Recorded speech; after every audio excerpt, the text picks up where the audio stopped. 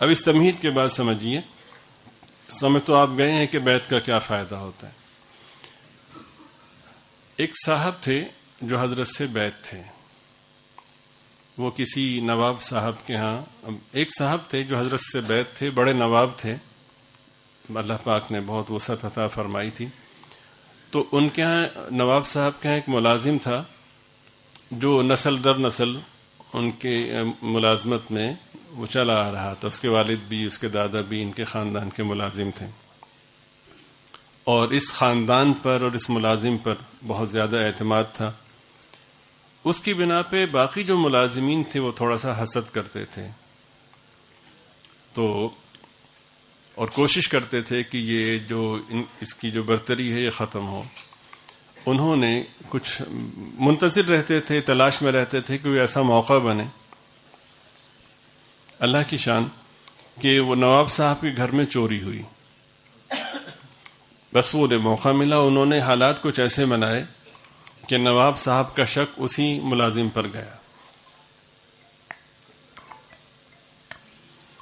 تو باقی جو رہی صحیح کسر تھی وہ جو باقی جو ملازمین تھے انہوں نے پوری کر دی۔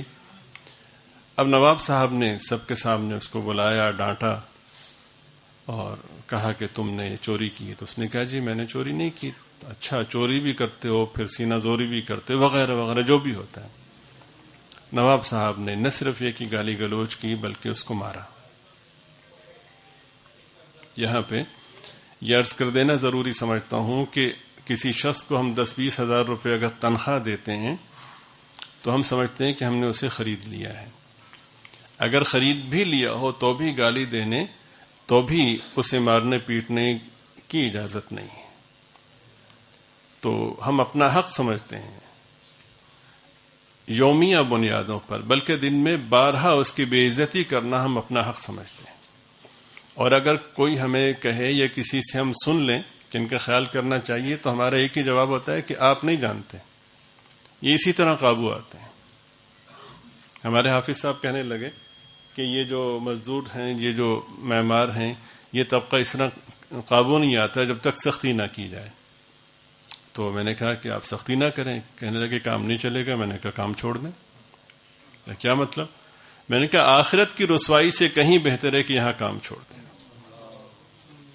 حدیث شریف کے مطابق ایک گالی کے بدلے میں 70,000 مقبول نمازیں اپنے پلے سے دینی پڑیں گی۔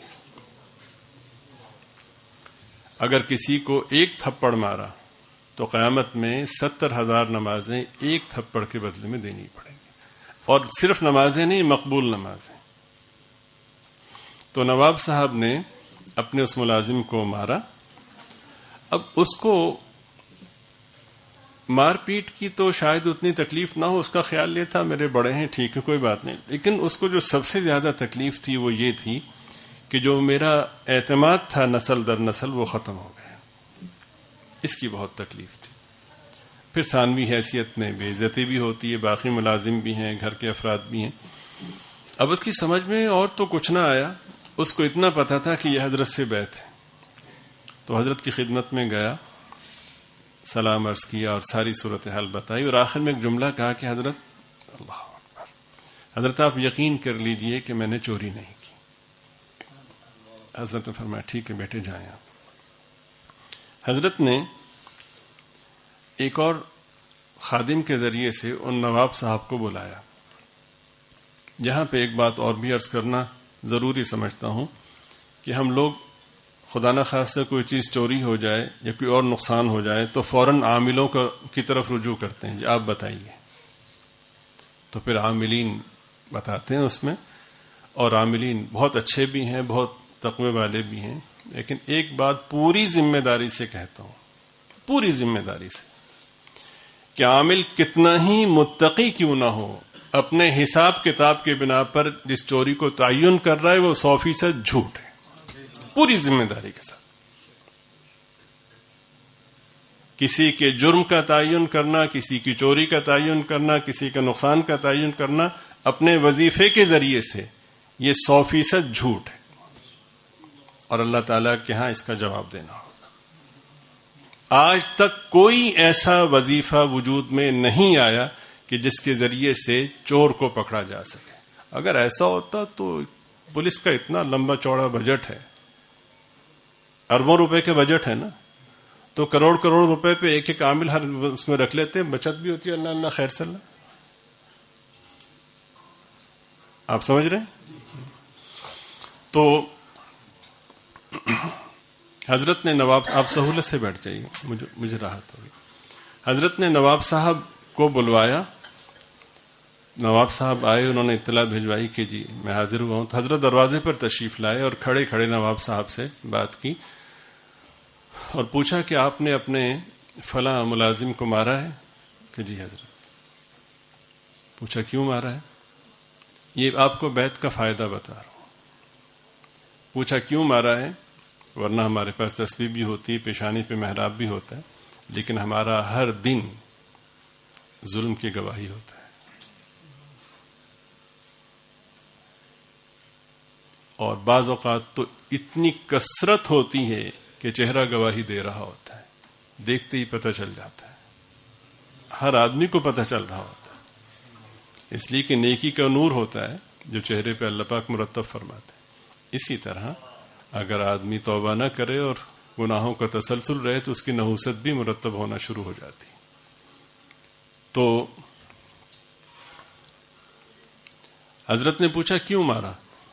اس نے کہا جی کہ چوری کی تھی.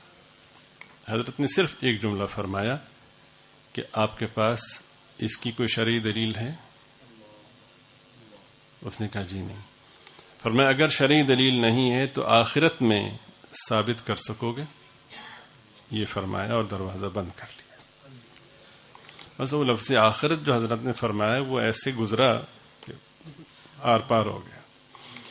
تو نواب صاحب گھر آئے.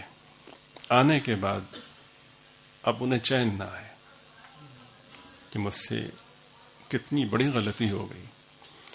تو انہوں نے فوراً وہ جو ملازم تھے ان کو بلایا اپنے کمرے میں, اور بلانے کے بعد کہا کہ بھائی وہ ہم سے غلطی ہو گئی, آپ ہمیں معاف کر دیجیے. یقیناً آج کے مقابلے میں وہ خیر القرون کے زیادہ قریب تھا وہ زمانہ, اس لیے غلطی کہہ دی, ورنہ ہم جیسے پروفیسر نام نہاد پڑھے لکھے گھما پھرا کے اور جی کوئی اونچ نیچ ہو گئی ہو تو آئی ایم سوری, معذرت ہو, یعنی پھر بھی اپنی کہیں نہ کہیں اپنے وہ اس کا رکھتے ہیں کہ باقی رہے. ایسا نہیں, گھمانے پھرانے سے کام نہیں چلے گا. نواب صاحب نے صاف صاف کہا مجھ سے غلطی ہو گئی, مجھے معاف کر دیں. وہ ملازم دل ہی دل میں خوش اس بات پہ ہوا کہ اس کا مطلب یہ ہے کہ جو میرے بارے میں منفی رائے قائم ہوئی تھی وہ دھل گئی, وہ چھٹ گئی. اسے اس کی پرواہ نہیں تھی کہ مار پیٹ. اس نے کہا جی کہ اگر آپ مطمئن ہیں تو میں بہت خوش ہوں. نواب صاحب نے کہا نہیں خوش نہیں, آپ مجھے معاف کیجیے. اس نے کہا حضور آپ کیسی بات کر رہے ہیں, میں نے آپ کا نمک کھایا ہے, یہ جچتا ہی نہیں کہ آپ مجھ سے معافی مانگیں. تو نواب صاحب سوچنے لگے کہ یہ معافی کیسی معافی ہے کہ رسوا تو سب کے سامنے کیا اور معافی تنہائی میں. تو اگلے دن الگ صبح جب سب اکٹھے ہوئے تو نواب صاحب نے سب کی موجودگی میں وہ سوری معذرت والی بات نہیں, جو کچھ تھا وہ سب نکال کے باہر رکھ دیا کہ یہ بدگمانی ہوئی, یہ غلطی ہوئی, یہ گالیاں دی وغیرہ, اور کہا کہ ان میں سے ہر ایک چیز غلط تھی. میں اللہ سے بھی معافی مانگتا ہوں اور آپ کی موجودگی میں ان سے بھی معافی مانگتا ہوں. تو وہ ان کی چیخیں نکل گئیں کہ یہ مقصد تھا ہی نہیں میرا جو مقصد تھا وہ الحمدللہ پورا ہو گیا. تو نواب صاحب نے کہا کہ آپ مجھے معاف کر دیں. کہ حضور میں تو پہلے ہی معاف کر چکا ہوں. کہ نہیں آپ دوبارہ کہیے. خیر انہوں نے یہ سوچا کہ میں نہیں کہوں گا تو یہ پھر معافی پر اصرار کریں گے, تو انہوں نے کہا میں نے معاف کیا, اللہ کو حاضر ناظر جان کر یہ کہتا ہوں میں نے معاف کیا. بات ختم ہو گئی, خوش ہو گئے. رات کو لیٹے تو پھر ایک خیال دل میں آیا. بیدار میں اور خوابیدہ شخص میں فرق ہوتا ہے. ہم سوئے ہوئے ہیں, بے حس لوگ ہیں, بیت اللہ شریف میں بھی ہو آتے ہیں تو بے حسی ہماری ختم نہیں ہوتی, لیکن اگر کوئی بیدار ہو جائے تو سبحان اللہ. شیخ طریقت کے ہاتھ میں ہاتھ دیا تھا اور ایک ہی جملہ کہا تھا کہ اللہ تعالیٰ کے ہاں جواب دے سکو گے. رات کو جب وہ سونے لگے تو پھر خیال آیا کہ کیا واقعی اس نے معاف کر دیا؟ تو دوسری طرف سے یہ جواب آیا کہ ہاں معاف کر دیا. لیکن پھر اشکال ہوا کہ معاف نہ کرتا تو کیا کرتا؟ کیا مالک اور ملازم کا کوئی مقابلہ ہے؟ مزہ تب ہے کہ تیرے برابر کا ہوتا، تیری ٹکر کا ہوتا اور تیری ناک رگڑے بغیر تجھے معاف کرتا تو پھر دیکھتے. آپ سمجھ رہے ہیں؟ وہ دل میں قرار نہیں تھا. ماتحت کے بارے میں سوال ہوگا، جو بھی ہو، وہ کوئی بھی ہو، بہت ڈرنا چاہیے اور عافیت کو غنیمت سمجھنا چاہیے. کہیں ایسا نہ ہو. حدیث شریف کے اندر یہ باقاعدہ مضمون ہے کہ یا اللہ میں پناہ چاہتا ہوں اس چیز سے کہ نعمتوں کے مل جانے کے بعد وہ نعمتیں مجھ سے چھین جائیں.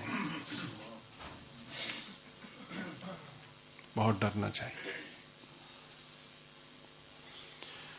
تو بے قراری رہی ساری رات. تو کہتے ہیں کہ اس کے بعد اپنے اطمینان کے لیے اور آخرت کو بچانے کے لیے باقی ساری زندگی نواب صاحب نے اس ملازم کی ملازمت میں گزاری.